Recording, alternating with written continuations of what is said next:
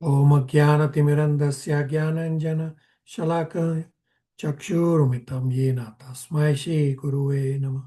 Shri Chaitanya Manobhistam Stapitam Yena Bhutale Swayam Rupa Kadamayam Tadati Swapadantikam Vandeham Shri Guru Shri Yuta Padakamalam Shri Guru Vaishnavamscha Shri Rupam Sagrajatam Sahagana Raghunatanvitam Tam Sajivam Sadvaitam Savadutam Parijan Saitam Krishna Chaitanya Devam Shri Radha Krishna Padan Sahagana Lalita Shri Vishakhanvitamscha He Krishna Karuna Sindhu Bandhu Jagatpate Gopesha Gopika Kanta Radha Kanta Namastute Taptakanchana Gaurangi Radhe Vrindavaneshwari Vishabhanu Devi Pranamami Hari Priye Vanchakalpatarubhascha Kripa Sindhu Vacha Patitanam Pavanebhyo Vaishnavebhyo Namo Namah Jai Shri Krishna Chaitanya Prabhu Nityananda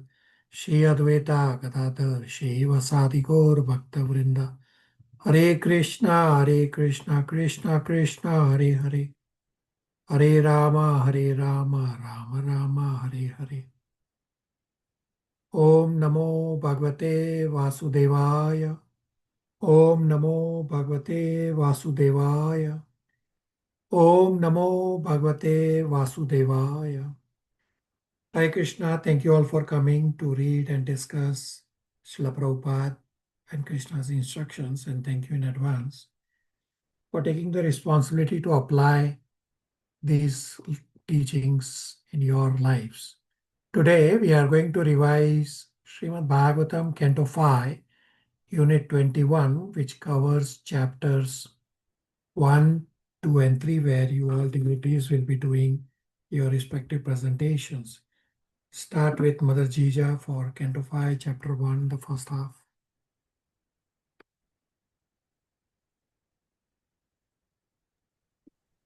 Hare Krishna to all devotees. I offer my obeisances to our Jagat Guru Srila Prabhupada Ji. I seek blessings from all devotees. Kindly forgive me for any mistakes and shortcomings in my presentation. Om Namo Bhagavate Vasudevaya. Om Namo Bhagavate Vasudevaya. Om Namo Bhagavate Vasudevaya. In the fourth canto of Srimad Bhagavatam, we learned about great kings like Prithu Maharaj, Puranjana, Prachina Barisat, and the Prachetas.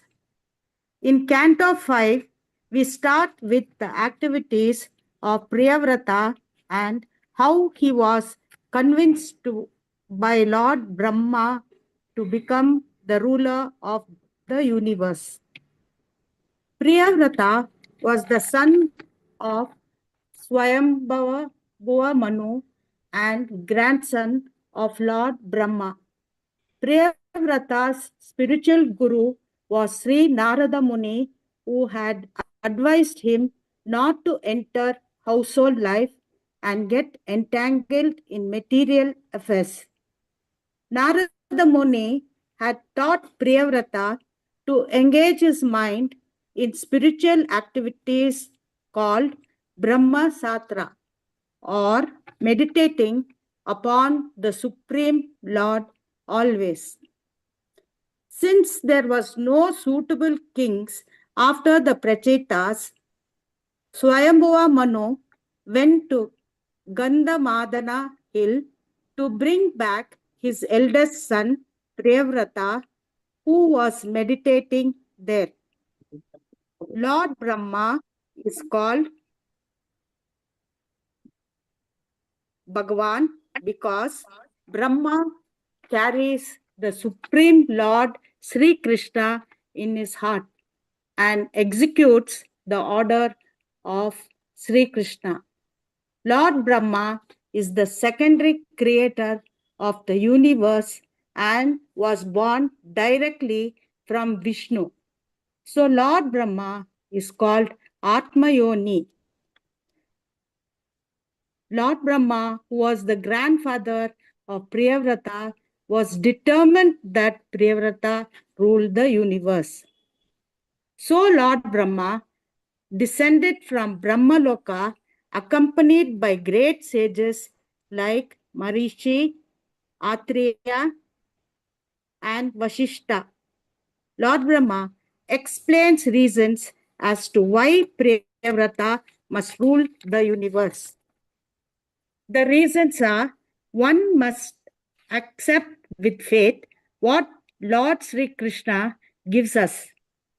Our jiva depends on Sri Krishna's orders, and one must obey the order of Varna and Ashrama. Sri Krishna's orders are unavoidable by anyone. Become liberated and self-controlled and unaffected by household materialistic life and surrender to Sri Krishna. These were the reasons given by Lord Brahma to his grandson Priyavrata. At first, Priyavrata is in dilemma, as the instructions given to him by great authorities are opposites. Convinced by Lord Brahma's reasons, Priyavrata ruled the universe. King Parikshit was puzzled, bewildered, and in great doubt. So he questioned Sukadev Goswami about King Priyavrata. The question is, how was it possible for King Priyavrata, who was attached to family, to achieve topmost perfection in Krishna consciousness? Sukadev Goswami's reply was, glory in devotional service. Sukadev Goswami explains that King Priyavrata was simultaneously attached to devotional service and family life. King Priyavrata surrendered to the lotus feet of Sri Krishna and experienced a higher taste, that is, bhakti for Sri Krishna. A Krishna conscious devotee treats his family members as devotees of Sri Krishna. King Priyavrata was a liberated person, self-controlled and unaffected by household life. Bulls tied by a rope in their nostrils move according to the direction of the driver, completely surrendered to the driver. Similarly, being completely surrendered to Sri Krishna, one should not aspire for happiness or regret distress, but be satisfied with the position allotted to us by the Lord and move according to the instructions of the Vedas and follow the path of devotional service. Thus, King Priyavrata achieved topmost perfection in Krishna consciousness. In household life, one who conquers mind and senses is like a king in a fortress who has conquered all enemies. But if one has uncontrolled mind and senses and lives in a forest alone to become a yogi, it is meaningless, because his uncontrolled mind and senses go along with him, and he is living with 6 co-wives. A Krishna conscious devotee seeks the shelter of the lotus feet of Sri Krishna, is protected from all dangers. He has no fear of anything. Everything becomes easier for him as he engages his senses in the service of the Lord, Sri Krishna, and dovetails all activities for Sri Krishna. Thus, King Priyavrata's devotional service and being totally surrendered to Sri Krishna made his life successful. Sri Krishna is Bhaktavatsala and loves his true devotee. One should follow the Lord as a blind man follows one who has eyes. Lord Krishna says in Bhagavad Gita 18.65, Manmana bhava mad bhakto mad yaji mam namaskuru mam evasyasi satyam te pratikjane priya sime. The Lord Sri Krishna says, think of me, become my devotee, and offer respect and obeisances unto me. Then you will certainly come back home, back to Godhead. I promise you this because you are my very dear friend. Thus, Priyavrata, according to Lord Krishna's order, ruled this universe. Thank you, devotees. Hare Krishna. Thank you, Prabhuji. Super excellent. Uncle will finish rest of the chapter. Hare Krishna. All the assembled devotees, I seek permission and blessings from you all. All glories to Srila Prabhupada, Guru Paramara, and Sri Radha Krishna, seeking permission and being able to speak. Should there be any shortcoming, please forgive me. Om Namo Bhagavate Vasudevaya. Om Namo Bhagavate Vasudevaya. Om Namo Bhagavate Vasudevaya. Before I start sharing my humble realization from Canto 5, 20 to 41, I would like to share, all of you are being ardent devotees of Lord Krishna. Let me share from Srimad Bhagavatam the blessings what we have received, which is relevant today and tomorrow. And yeah, simply, this is from Bhagavatam, Canto 1.7.7. Simply by giving oral reception to this Vedic literature, the feeling for loving devotional service to Lord Krishna sprouts up without fail at once to extinguish the fire of lamentation, illusion, and fearfulness. Meaning, not only automatical ability to capture sound waves through the ear, but also mentally processing. Rajesh Prabhuji started apply these things into our mind. That is what it stuck to my mind. I thought I'll share with you. Oh. Now, prelude. Srimad Bhagavatam, Canto 5, Chapter 1, 1 to 20. Jija Mataji is covered wonderfully well with visuals as usual, but every time it is motivating me also. The narration occurred on the basis of banks of the Ganges River, where the great sage Sukadeva Goswami narrates to King Parshit the extraordinary life of King Priyavrata, the eldest son of Swayambhu Manu, towering figure in Vedic history. This chapter spans 41 verses, and I am privileged to share my humble realization from verses 20 to 41, covered in 3 parts. Priyavrata's initial spiritual instruction and renunciation under Narada Muni through acceptance of royal duties at Lord Brahma's earnest personal request to his illustrious reign over the entire earth, his marriage, his progeny, his astonishing cosmic deeds, and finally his profound renunciation. Once more, he surrendered everything at the lotus feet of Supreme Personality of Godhead. Every act of Priyavrata is a shining testament that material enjoyment and spiritual liberations are not contradictory in the hands of a pure devotee, but they become the same. Part 1, Priyavrta accepts Lord Brahmaji's request.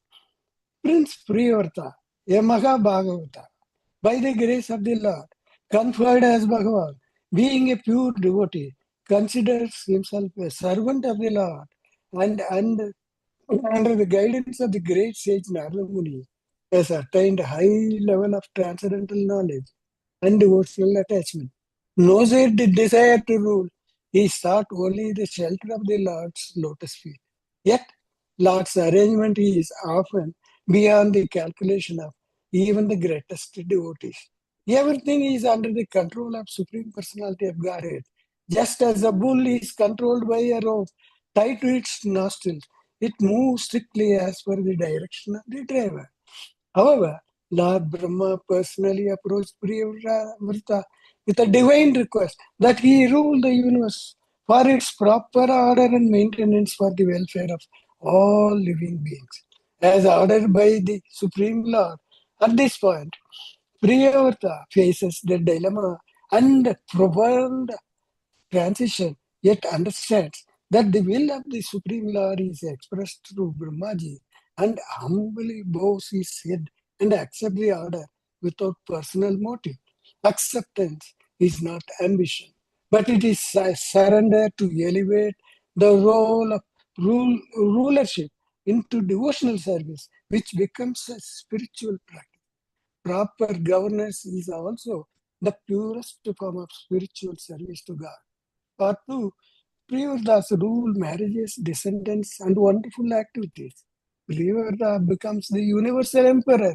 During his reign, peace, prosperity, and righteousness prevailed across the globe. Citizens lived in happiness, for they were governed by the soul who saw the Lord in all beings. Although Priyavrta was completely freed from all material contamination, he ruled the material world just to honor the orders of his superiors. Srila Prabhupada reveals that Priyavrta ruled the earth for 11 manvantaras, an almost incomprehensible vast span of time. One manvantara is equivalent to 307 million years. Among all his deeds, his conquest of darkness with incomparable determination and spiritual power, he took his radiant chariot, drove 7 times around the globe, carving out of it 7 oceans and creating 7 continents, shaped the geography of the earth. Srila Prabhupada marvels at how great devotees, empowered by the Lord, can perform acts that defy ordinary understanding. Priyavrata's power was not personal, it was Lord's power flowing through a surrendered vessel. He could perform such wonderful activities because of the power he had achieved by worshipping the Supreme Personality of Godhead. Priyavrata married Varishmati and fathered 10 illustrious sons and 1 daughter. The sons carried forward their father's legacy of devotion and righteous rule. He also married Suriya, his second wife, who bore 3 more sons, who from birth took the path of renunciation, a sign of the elevated spirituality of the household.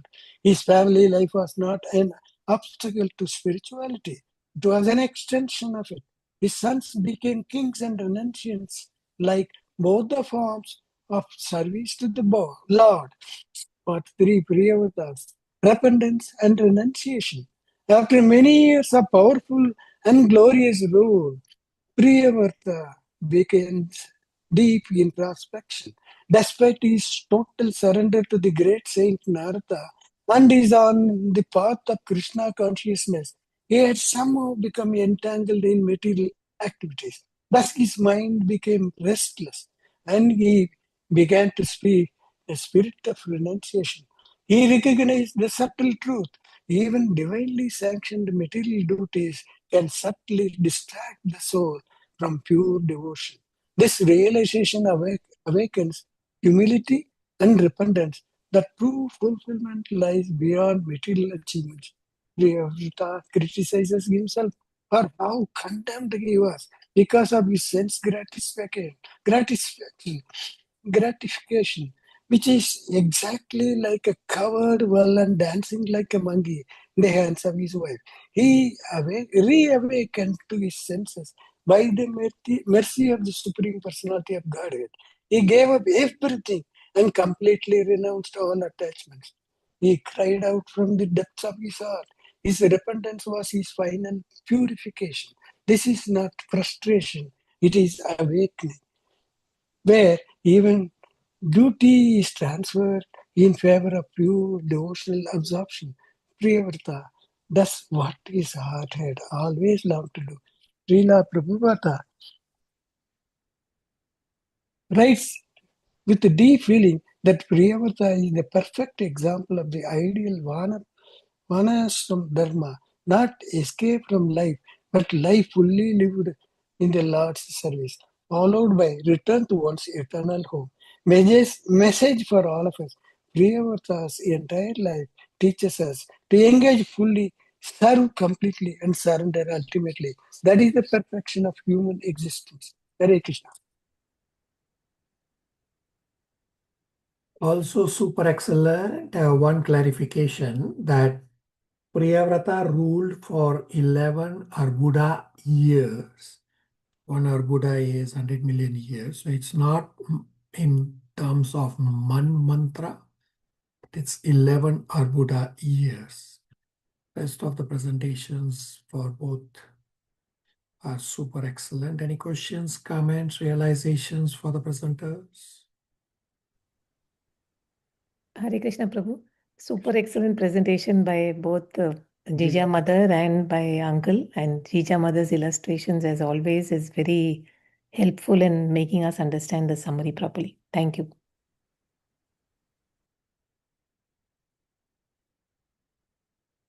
In fact, the visuals, what she has depicted, always makes us for better recall value, and it registers in the mind.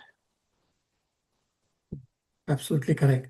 So in the bigger presentation in batch 3 and 4, this is what I say to all the devotees who are preparing for the presentation, that nobody is interested in hearing. It's the visuals that will register with the audience. So in batch 3 and 4, for those who attend and those who listen to the recordings, Pragya has a paid account, I think, of the Copilot or ChatGPT, one of them, from where she gets all these amazing visuals. But still, Mother Jija's hand drawing visuals are always much better than what is available on internet, even on the paid Copilot and ChatGPT. Thank you, Mother It's like Jija. home cooked food and and and commercial food. Yeah, absolutely correct. Very good. So again, Mother Jija and Uncle have already done a very good presentation of Canto 5, Chapter 1. I will also quickly summarize. Canto 5 is titled The Creative Impetus. Unit 21 is titled Maharaj Priyavrata, covering chapters 1, 2, and 3. Chapter 1 is titled The Activities of Maharaj Priyavrata. At the start, King Parikshit was amazed that King Priyavrata remained in household life, because the mission of human life is to realize one's self, then gradually go back home to Godhead. But a devotee actually has no attraction for household life. One may argue, why is it wrong to enjoy household life? The reply is that household life, one becomes bound by results of rotative activities. Essence of household life is sense enjoyment.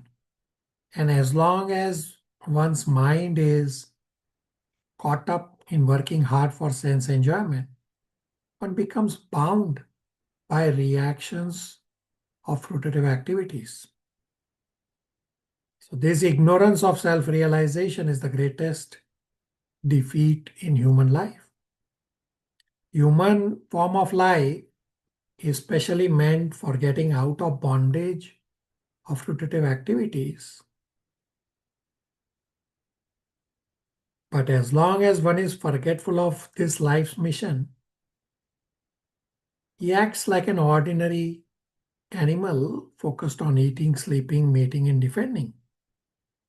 And therefore he continues his conditioned life in material world. Therefore, in Vedic civilization, one is trained from the very beginning to live like a brahmachari, not like a brahmachari, but a brahmachari. When one is completely trained in the principles of brahmacharya, he generally does not get entangled when he enters household life. So King Parikshit was astonished that King Priyavrata, although trained in principles of brahmacharya, entered household life. And Sukadeva Goswami replies with the glory of devotional service, that devotee is not interested in household life. Yes, he has spouse, children, etc. The devotee talks very affectionately with spouse and children, takes care of them, but he is not attached. There are two obstacles on the path of bhakti. One is offending a Vaishnava, and second is Lord's desire to teach the rest of the world. Still, the devotee never gives up the exalted position he has acquired, despite being checked by these impediments. So Brahmaji arrives at the scene to convince Priyavrata to take up household life. Actually, Brahmaji has come to praise Priyavrata for his high standard of renunciation, austerity, penance, and devotion, so that he would not be deviated from devotional service, even though he would accept household life. So this is Kripa Siddhi, blessings from superior. Although Brahmaji would request Priyavrata to accept household life, Priyavrata would not be out of touch with devotional service because of the blessings of Brahmaji. And of course, his spiritual master as well, Sharnath Muni. So great personalities such as Brahmaji, Sharnath Muni, Lord Shiva, they are also addressed as Bhagwan because they carry out the purpose of the Supreme Personality of Godhead and they carry the Lord within their heart. So Brahmaji gives various reasons to convince Priyavrata. First, he says Lord's order is undeniable by anyone. Then Lord's order is unavoidable by all means. Jiva is dependent on the Lord, and under the Lord's order, Jiva accepts body. All must obey Lord's order in form of varnashram. An example is cited. We saw the very beautiful visual of Mother Chija, that how the bulls are tied by rope in their nostrils move according to the direction of the driver. Similarly, if we move according to the instructions of Vedas and Krishna, the perfect path for our lives will be set. In Bhagavad Gita 16.23 and 24, it says, Shastram Vidim. Follow the do's and don'ts according to scriptures. If we do not live according to scriptures, then we will never achieve success in life. Next reason he gives, accept with faith whatever the Lord gives us. Even liberated persons accept body. Yes, you see, it's just that the liberated person is not attached. So Priyavrata may say that household life is harmful. Therefore, Brahmaji further explains that self-controlled devotees are unaffected by harmful household life. As householder conquers his mind and senses, is like a king in fortress who conquers enemies. So seeks shelter at Lord's lotus feet and thus conquer the senses. So Priyavrata's dilemma is, Shri Narad Muni is his spiritual master and Brahmaji is his grandfather. Both Srila Narad Muni and Brahmaji are authorities. So whose order to follow and whose order to reject? Because their orders are in opposite direction. The answer is that do not reject orders of both Sri Narad Muni and Brahmaji, rather by intelligence. Follow both. Dovetail everything in Krishna's service.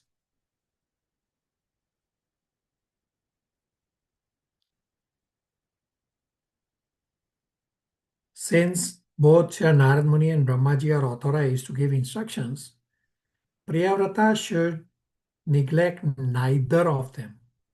Rather, should use intelligence to follow the advice of both.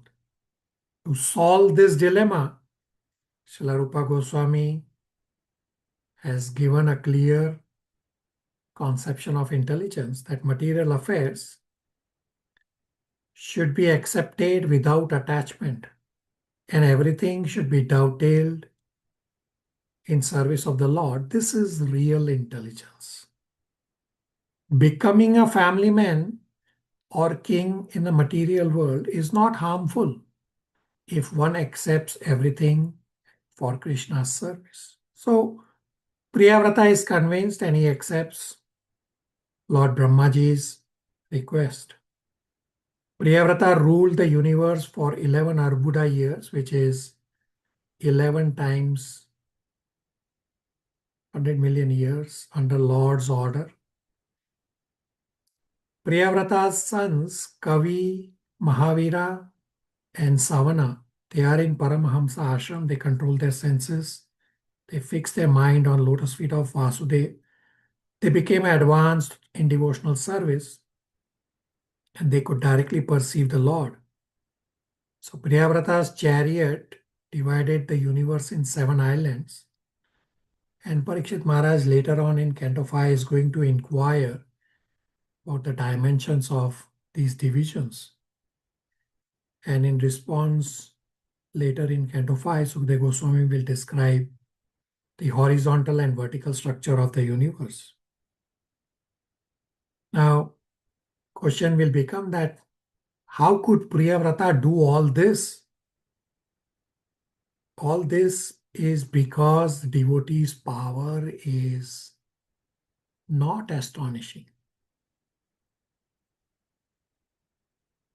So finally, Priyavrata criticizes himself that somehow he has become entangled in material life. Therefore, he gives up everything to his remaining sons and he reawakened his self-realization by Lord's grace. So Uncle pointed out a very nice point that this is not frustration. This is reawakening. So very nice. All of you are listening with rapt attention and having these nice realizations. This is the most appropriate way to hear, read, and relish Srimad Bhagavatam. Thank you for always listening with rapt attention. That's a quick summary of Canto 5, Chapter 1. Any questions, comments, realizations?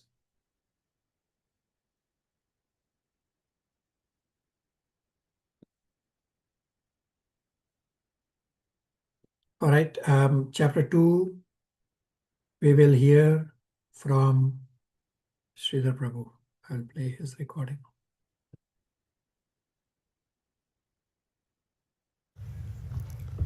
Hare Krishna, Prabhujis and Matajis, Dandavat Pranam. Please accept my humble obeisances. All glories to His Divine Grace, Srila Prabhupada. Thank you for giving me this wonderful opportunity to present Srimad Bhagavatam, Canto 5, Chapter 2, titled Activities of Maharaja Agnidra. The chapter is divided into 4 parts. Part 1, verses 1 to 2, King Agnidra's rule and activities. Part 2, verses 3 to 6, King Agnidra sees Purvachitti sent by Brahmaji. Part 3, verse 7 to 16, Agnidra's flattery to attract Purvachitti. Part 4, verses 17 to 23, Agnidra's family life, descendants and attainment of Pitraloka. Sri Sukadeva Goswami continued, after his father Maharaj Priyavrata departed to follow the path of spiritual life by undergoing austerities, King Agnidra completely obeyed his order. Strictly observing the principles of religion, he gave full protection to the inhabitants of Jambudvipa as if they were his own begotten sons. Some of the predictions of Kali Yuga. The presidents and chief executives in the age of Kali are simply tax collectors who do not care whether religious principles are observed. Indeed, the chief executives of the present day introduce all kinds of sinful activity, especially illicit sex, intoxication, animal killing, and gambling. These sinful activities are now very prominently manifested in India. Although 100 years ago, these 4 principles of sinful life were strictly prohibited in the families of India, they have now been introduced into every Indian family. Therefore, they cannot follow religious principles. In contrast to the principles of kings of old, the modern state is concerned only with propaganda for levying taxes and is no longer responsible for the spiritual welfare of the citizens. The state is now callous to religious principles. Srimad Bhagavatam predicts that in Kali Yuga, the government will be entrusted with Dasya Dharma, which means the occupational duty of rogues and thieves. Modern heads of states are rogues and thieves who plunder the citizens instead of giving them protection.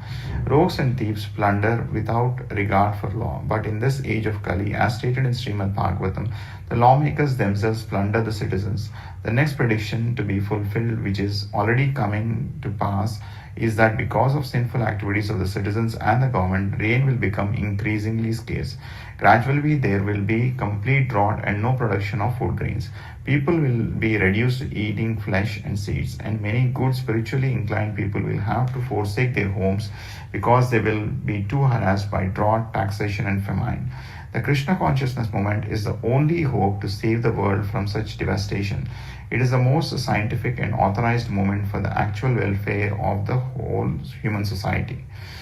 Desiring to get a perfect son and become an inhabitant of Pitraloka, Maharaj Agnidra once worshipped Lord Brahma, the master of those in charge of material creation.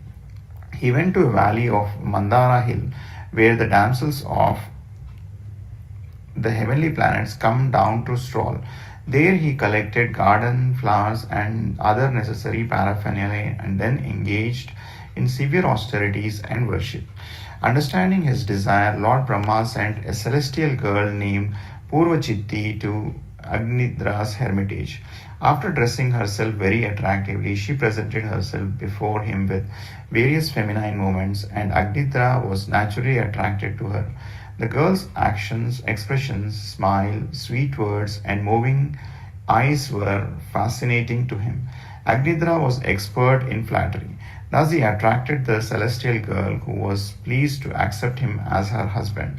Because of his mellifluous words, she enjoyed royal happiness with Agnidra for many years, before returning to her abode in the heavenly planets. In her womb, Agnidra begot 9 sons: Nabi, Kimpurusha, Harivarsha, Ilavruta, Ramyaka, Hiranmaya, Kuru, Bhadrasva, and Ketumala. He gave them 9 islands with names corresponding to theirs. Agnidra, however, his senses unsatisfied, or was always thinking of his celestial wife, and therefore in his next life he was born in her celestial planet. After the death of Agnidra, his 9 sons married 9 daughters of Meru named Meru Devi, Patri Rupa, Ugradamstri, Lata, Ramya, Shyama, Nari, Bhadra, and Devaviti. Brahmaji is called Bhagavan as he carries Lord Krishna in his heart. He carries out the orders of Supreme Personality of Godhead. Therefore, Brahmaji is called Bhagavan. Vishnu as Paramatma Supersoul knows the desire of living entity, and the Supersoul conveys the desires to Brahmaji. This is how Brahmaji knows the desires of Jiva, and this is how Brahmaji matches the Jiva to one of the 8.4 million life forms. So Brahmaji is omnipotent enough to know the desires of the Jiva for the purpose of creation. This does not mean Brahmaji is fully omnipotent. No, Brahmaji is omnipotent just for that purpose of matching the Jiva to the body of the 8.4 million life forms according to the Jiva's desire. Agnidra desired Pitruloka, although he is the son of a pure devotee, King Priyavrata, because Agnidra was born when King Priyavrata was infatuated by lusty desires. Hare Krishna.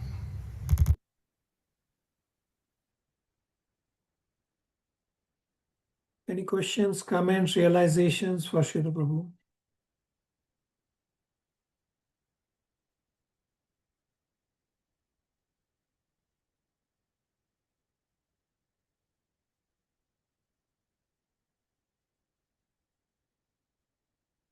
So Srila Prabhu has already done a very good summary of Canto 5, Chapter 2. I will also quickly summarize. Future listeners should listen to Srila Prabhu's presentation. Very nice, Srila Prabhu has done. So chapter 2 is titled The Activities of Maharaj Agnidhara. The chapter is very straightforward chapter. At the start, predictions of Kali Yuga are described. One is Dasyu Dharma, means occupational duty of rogues and thieves. Government is run by those who plunder the citizens instead of protecting them. Even lawmakers plunder the citizens. Because of sinful activities of the citizens and government, rain will become increasingly scarce. There will be drought and no production of food grains. People will be eating flesh and seeds. Spiritually inclined people will be harassed by drought, taxation, and famine. So despite all such degradation in Kali Yuga, Srila Prabhupada emphasizes that chanting the Hare Krishna Mahamantra is the supreme refuge and the only path of deliverance. So Lord Brahma is described as Bhagwan Adi Purush. Brahmaji is called Bhagwan because Brahmaji carries the Bhagwan in his heart, as well as Brahmaji carries out the orders of Bhagwan, the Supreme Personality of Godhead. Therefore, Brahmaji is also called as Bhagwan. Brahmaji understands the living entity's desire, and understanding Agnidhara's desire, Brahmaji sent the damsel Purvachiti. Super Soul knows the desire of the Jiva, and Super Soul conveys these desires of the Jiva to Brahmaji. This is how Brahmaji knows the desires of the Jiva. Brahmaji is this way omnipotent enough to know the desires of the Jiva so that Brahmaji can match the Jiva to one of the 8.4 million life forms. Brahmaji is omnipotent just for this function of running the universe.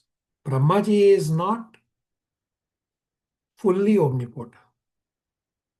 Krishna is fully omnipotent.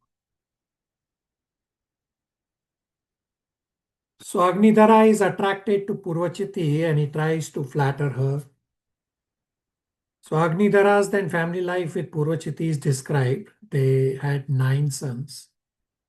Last point described is that Agnidhara desired Pitraloka.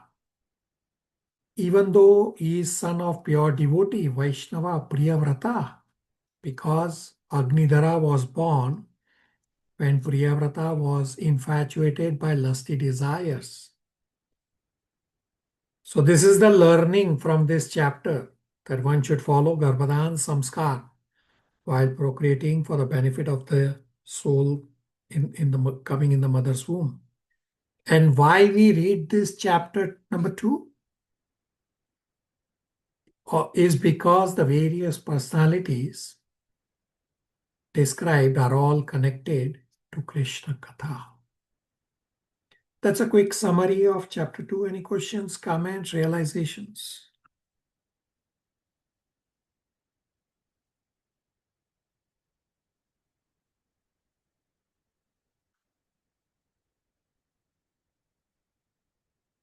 Abhishek Prabhu is going. Prabhuji, please repeat the last sentence, why we read this chapter. Yeah.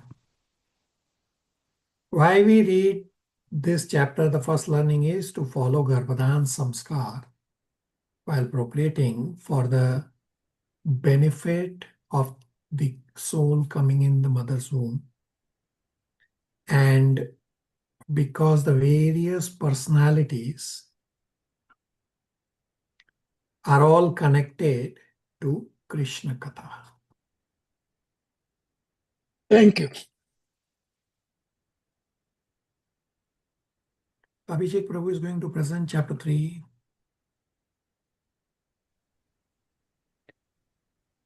Hare Krishna everyone, seeking permission from all devotees, Srila Prabhupada, Shri Radha Krishna, to be able to present on Srimad Bhagavatam. So this chapter describes King Nabhi's, who is the son of Maharaj Agnidhara, his sacrifice to obtain a son like Lord Vishnu, and the appearance of Lord Vishnu in the sacrificial arena. So King Nabhi and his wife Meru Devi were performing a sacrifice to obtain a son just like the Lord, as they didn't have children yet.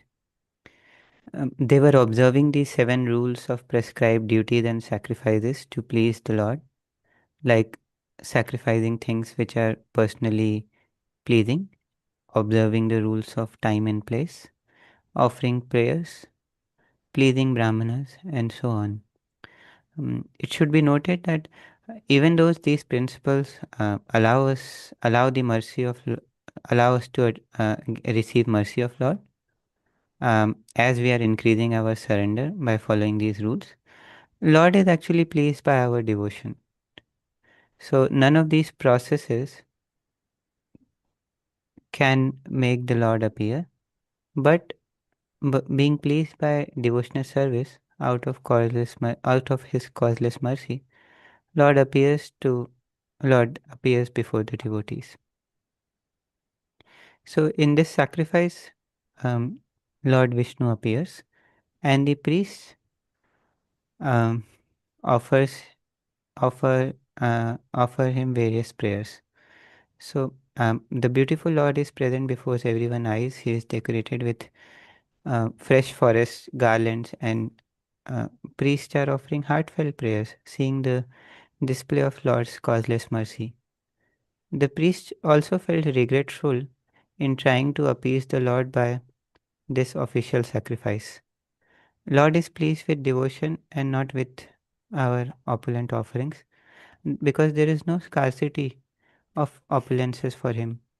But engaging what we have got for our enjoyment, like wealth, frees us from the negative reaction, and it is actually for our own benefit. Someone may ask that if the sacrifice was not sufficient to invite the Lord, then why did he come? And the answer is that the Lord comes out of his own causeless mercy. Just like we can't see the transcendental form of the Lord with these blunt eyes, so the Lord comes in the form made of wood or metal to give us an opportunity to see and worship him and be benefited. Sensing that the Lord may ask the priest to ask for benedictions, the priests respond that they have already received the best benediction, that is to have the darshan of the Lord, which is rare even for pure devotees. We should know that having the association of Lord or his devotees is the barometer to check how much mercy we have received from the Lord. The priest also prayed that may the Lord help them remember him at death time when the body loses its normal functioning. The priest also felt little ashamed that King Nabhi requested uh, to get a son just like the Lord,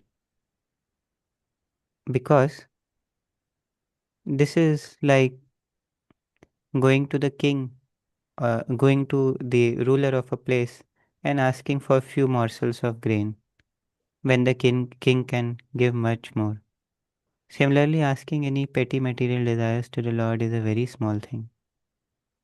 And King Nabi's desire to have a son like Lord is only for his own sense gratification. Asking material desires to Lord is only under the influence of Maya. But then how to be free from this influence? The answer is serving the great devotees. Finally, the priests prayed to be excused by the Lord on account of their offense for calling to the Lord for such small material things.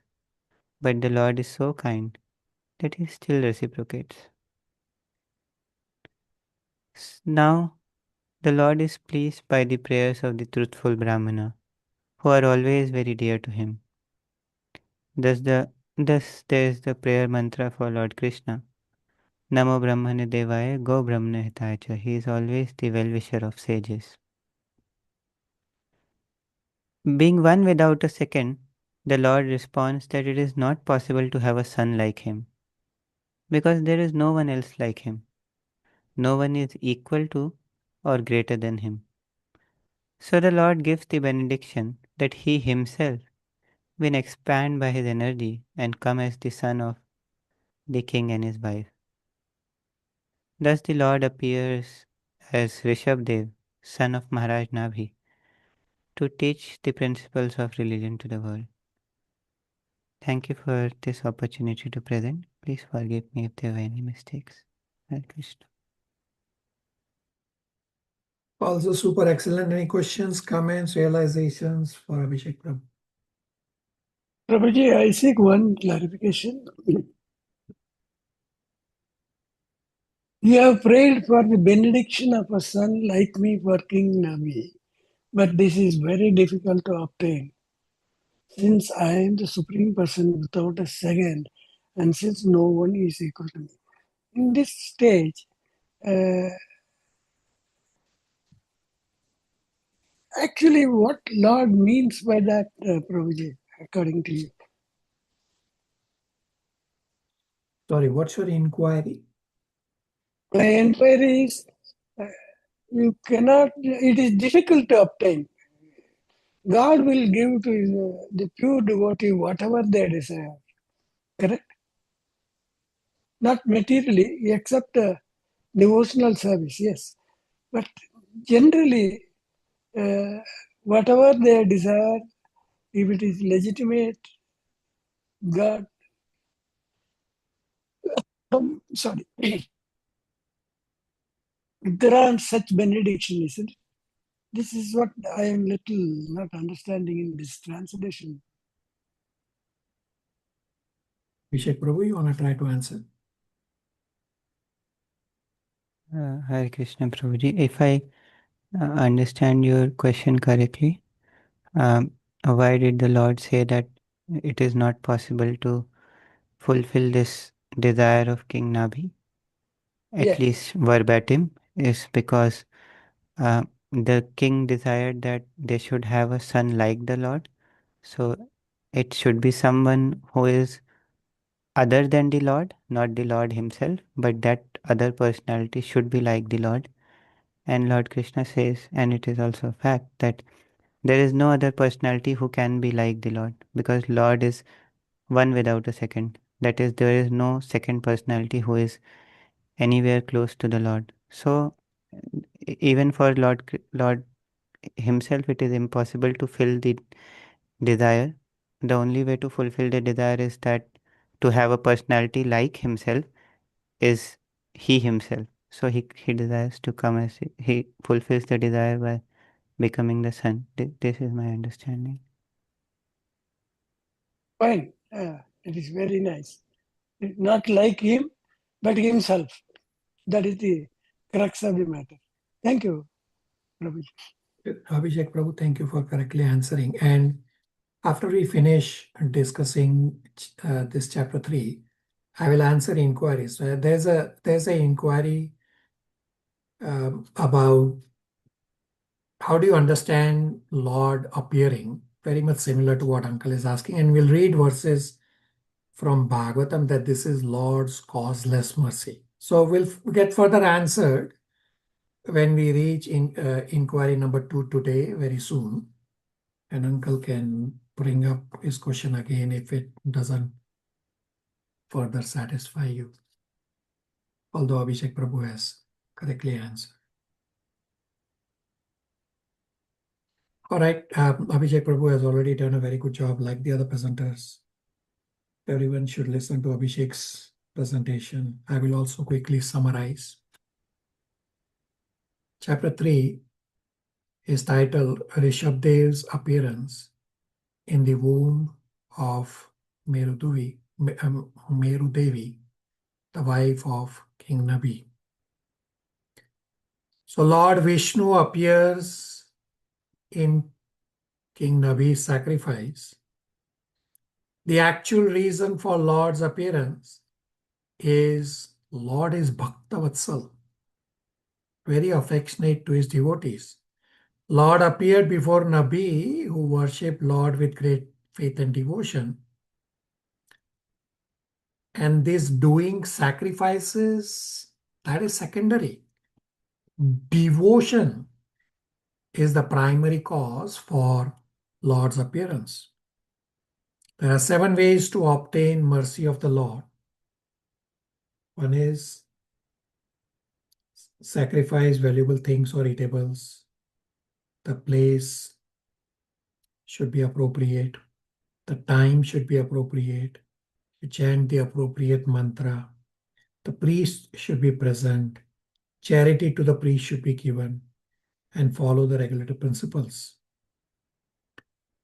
As the Lord is present in front of everyone, the beautiful features of the Lord are described similar to other places in Srimad Bhagavatam because the same Lord has appeared.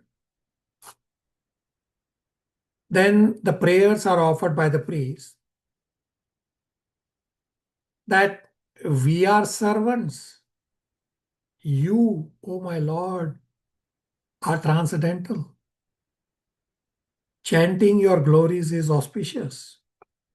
The priests are regretful, thinking themselves to be without devotion. Therefore, the priests are saying, Oh Lord, you are self-satisfied, but we need material benedictions. Lord is Atmaram.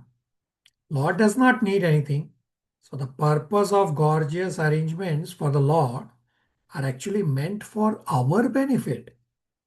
If we engage our opulences in constructing gorgeous temple and making gorgeous offerings, we are freed from the reactions of our endeavors. Question becomes, why did the Lord appear? The answer is, Lord appeared by his causeless mercy.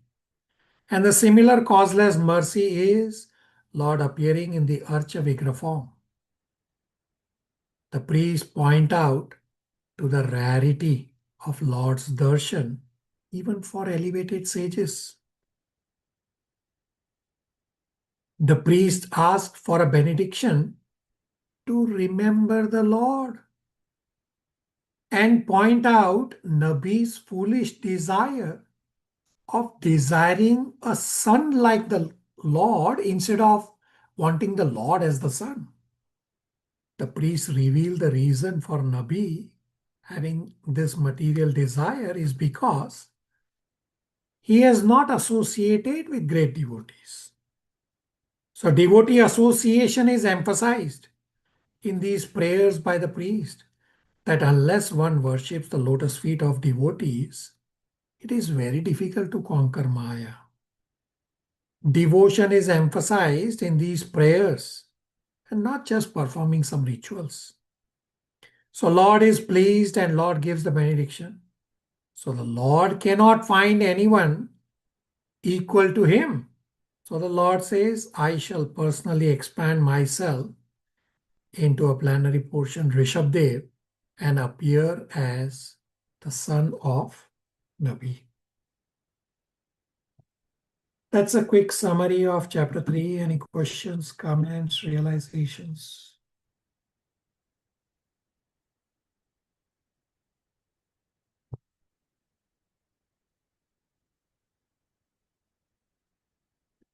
So spiritual endeavor for next week is that read Canto 5, Chapter 4. I will now answer inquiries submitted by devotees from last class. Question number 1. Could you please explain the sacrifices of acting in terms of place and acting in time? So we have discussed this in Bhagavad Gita chapter 17, that sacrifices, austerities, charities, etc. has to be at appropriate place. That place should be clean. You cannot do sacrifices at crematorium. And time, auspicious time, such as Brahma Muhurta for chanting. So chanting is a sacrifice, right? So that's why it's emphasizing that place, time is also important. Does that answer the inquiry? Thank you, Prabhuji. Thank you. Thank you. Question number 2. So this is the question we were discussing earlier about uncle's question. So priest said, Lord may appear even to his pure devotees. So what to understand from his special mercy to come this time? So we have discussed this in Canto 1, Chapter 6, verses 18 to 20. We'll soon read these verses. That when Krishna appeared in front of Srila Narad Muni and then disappeared from the vision of Srila Narad Muni, then Srila Narad Muni tried to see the Lord again by following the same Bhakti Yoga process. But Krishna did not appear. In that purport, Srila Prabhupada explains that Lord is completely independent. We cannot control the Lord, just as we cannot control when the sun should rise. And further, in Srimad Bhagavatam 4.16.2, we'll read that also today.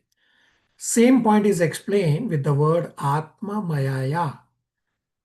When the Lord appeared from the dead body of Vena, that Lord can appear whichever way he likes.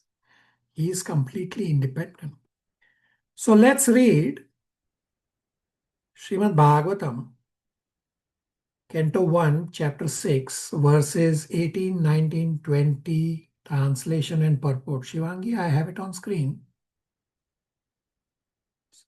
18, 19, 20. Maybe you can read one and we'll let others read the other. 18, translation and purport.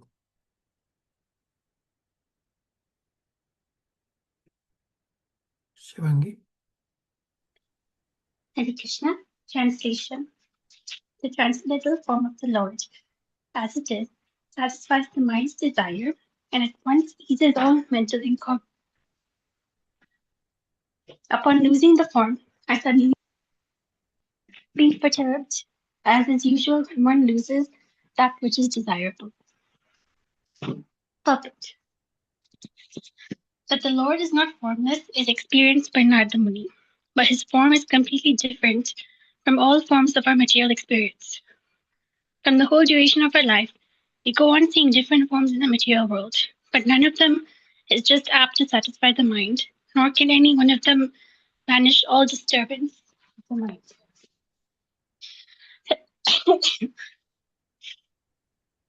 These are the special features of the transcendental form of the Lord, and one who has once seen that form is not satisfied with anything else. No form in the material world can any longer satisfy the seer.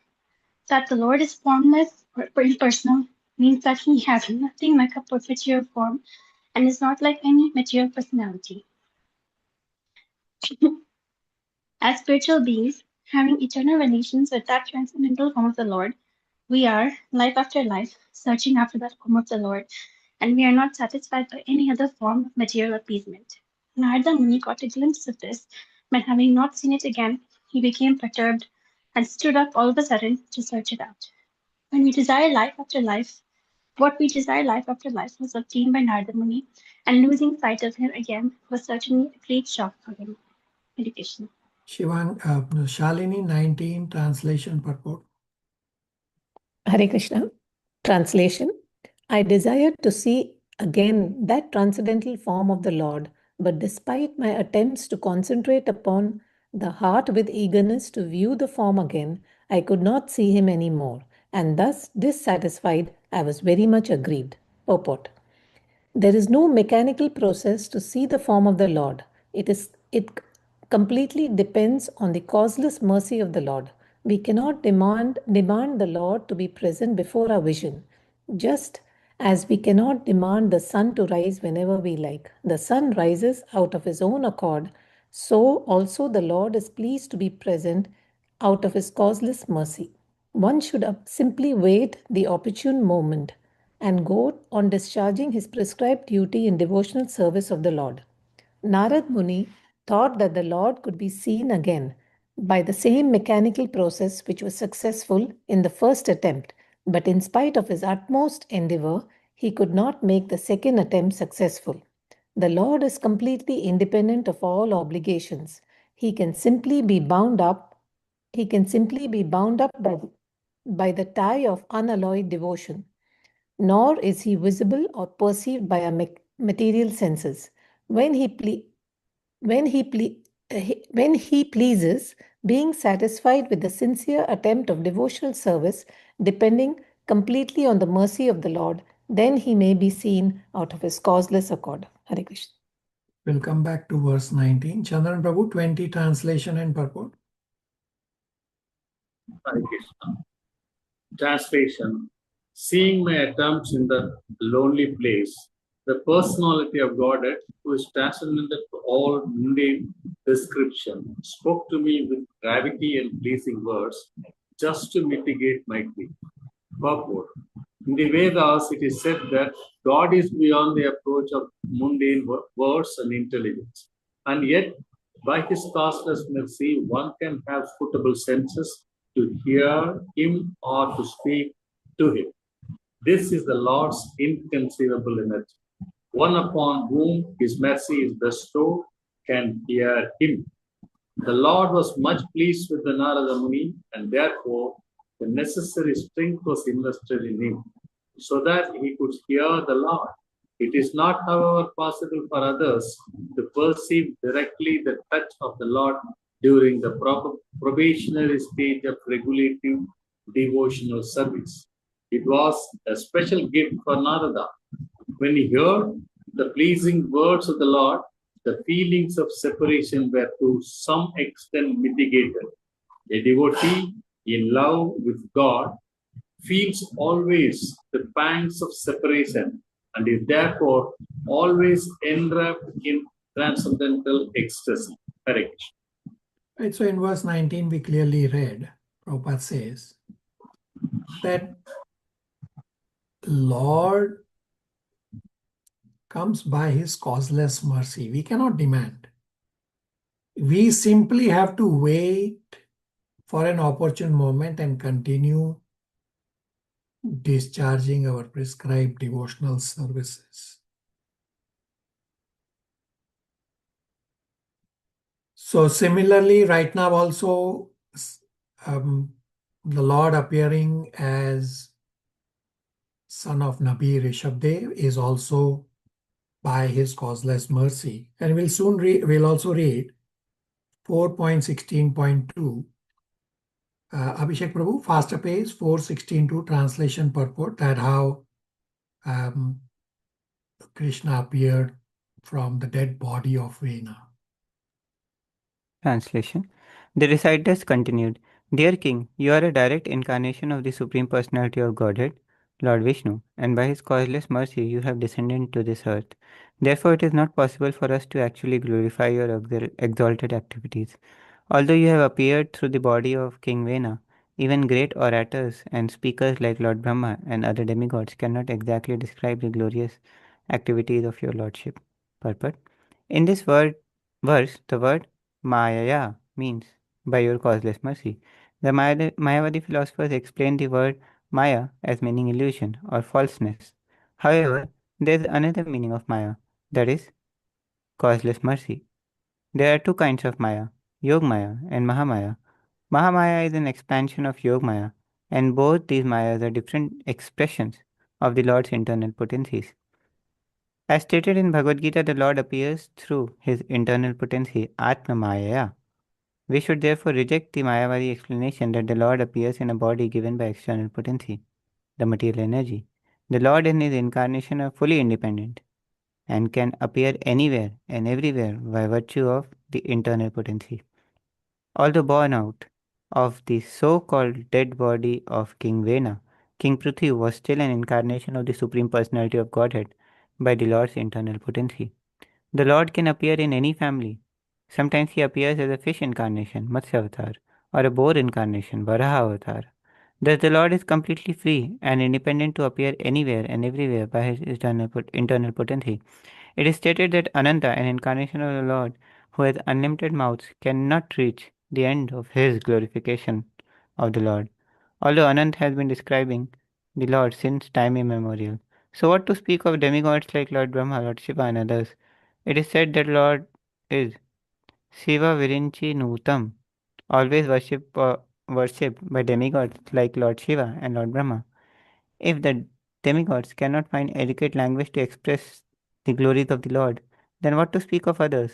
Consequently, reciters like the Suta and Magadha felt inadequate to speak about King Prithru. Right, the word Atma Mayaya, that the Lord is fully independent, can appear from anywhere and anywhere by his internal potency. Does that answer the inquiry number 2 and earlier question by Uncle?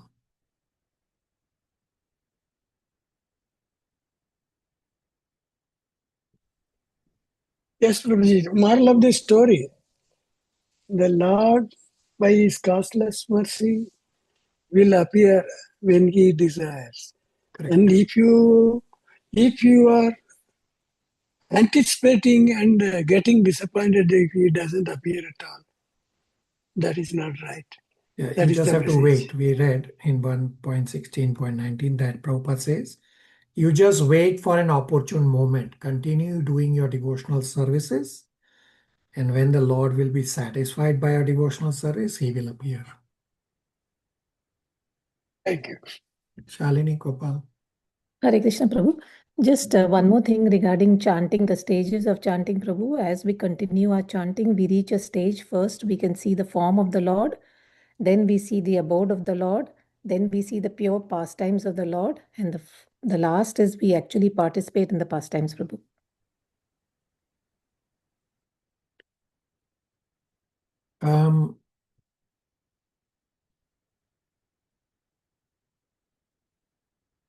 So in Canto 1, Chapter 6, Narad Muni has described how the Lord appeared, that first he perceived everything through his senses, like the nose, the ear, the sight, and his senses were enlivened. And that's how he saw the darshan. Yeah, your point is not incorrect. In terms of the starting point, the darshan is described in Canto 1, Chapter 6. Shalini? Thank you, Prabhu. Yes. Yeah, the point you are describing is far away. I am first focused on my anartha nivritti, right? So Hare Krishna, Prabhu. participating in pastimes is quite far away. Gopal? Hare Krishna, Prabhu. I feel I don't think we should have any anxiety that we want to see the Lord's form. I think all that, at least from my position, I feel I just want to follow the regulatory principles, really do the chanting with utmost, sincerity, and just focus on anartha nivati, and just feel always to be accepted as servant of the servant of the servant of the servant of the Lord. Yeah, absolutely correct. And that's what I'm saying, that Surrender. participating We are in... yet to reach the level of fully surrendering. Even now, so many times we have anxiety, these material things do impact us. We are not, at least I should have been surrendered far more than what I am surrendered. I think even that surrendering process, I am still in the process. I think not to have the anxiety. God appears, he'll appear when he feels I'm actually deserved of seeing his form. Till such time, just work and just follow the principle. Acharyas have given us the tools and ways of leading the life. Just follow that. That's all I feel. Yeah, absolutely correct, bang to the point, and therefore I was pointing out to Shaliti's point that participating in pastimes is far away. My focus right now is anartha nivritti. Very good. Thank you. Question number 3. Is Rishabdev a scheduled incarnation of this Yuga timeline? So scriptures have mentioned Sri Chaitanya Mahaprabhu as scheduled incarnation. Other incarnations will appear for specific task. Last question for today. Who is the devotee here for whom Lord came, king or the priest? So both Nabi and the priest are devotees. Lord appeared as son of Nabi, hence Nabi is a devotee. And priests are reciting prayers, therefore priests are devotees. Only devotees can recite prayers. Does that answer all the inquiries? Prabhuji, regarding this scheduled incarnation, other incarnations which are coming for specific purposes, are they not scheduled? They would be scheduled, but in terms of your question is for this yuga, right? That was your question. Sorry, I meant Chatur Yuga, sorry. Yes. Like what we read in let's say the 24 the incarnations which we read in Bhagavatam. They are not 24, they are much more. Much more, yes. Yeah, in Canto 1, Chapter 3, there are 22 listed, just to point out 1.3.28 that all incarnations are coming from Krishna. Krishna is the Supreme Personality of Godhead, Bhagwan tu Swayam. So, yes, Bhagavatam gives brief explanations that, okay, he is Shakti Aveshavta, he is here for so and so purpose. But the scheduled incarnation, for Kali Yuga is Sri Chaitanya Mahaprabhu. So like my doubt is that when other incarnations come, is it a pre-decided thing that they are going to come in this yuga or at this time? Let's say for other yugas also, or Yeah, it's pre-decided. For example, the end of Kali Yuga, Krishna will appear as Kalki Avatar. It's already known. So the advent of Rishabdev is also a known thing before he actually comes. Doesn't say that way. It just says that he is incarnation of the Lord. Okay. So my question is because like both points are said that there are scheduled incarnations, but it is also said that Lord is independent to appear. So I was just thinking if there are some incarnations which we know are which is just Lord independently appearing rather than being a scheduled incarnation. And Sri Chaitanya Mahaprabhu is a perfect example for this inquiry, that although it's said in Bhagavatam, Sri Chaitanya Mahaprabhu is actually an unscheduled incarnation. Yes, it's said. So the schedule says Krishna will appear once in one day of Brahmaji. So if you look through that, Krishna has already appeared 5,000 years ago during Mahabharata times. And 4,500 years later, Krishna again appears as Sri Chaitanya Mahaprabhu. So, yes, it is said in scriptures that this is a hidden incarnation. But if you look at the schedule, Krishna was only supposed to be once in the day of Brahmaji. So right now we are in a very special yuga that Krishna has appeared twice within such a short time. And this described in Chaitanya Charitamrita that why Sri Chaitanya Mahaprabhu appeared as Sri Chaitanya Mahaprabhu, that on the advice or the request of his devotee that come and teach the devotional mellow. That's one of the reasons. So there are internal and external reasons given in Chaitanya Charitamrita Canto 1, in the Adi Leela at the very start. Abhishek Prabhu. Thank you, Prabhu. All right. Thank you all for tolerating 5-6 extra minutes. We'll stop here. Hare Krishna. Thank you. Thank you, Prabhuji. Hare Krishna. Thank you, Hare Krishna. Thank you, Prabhuji.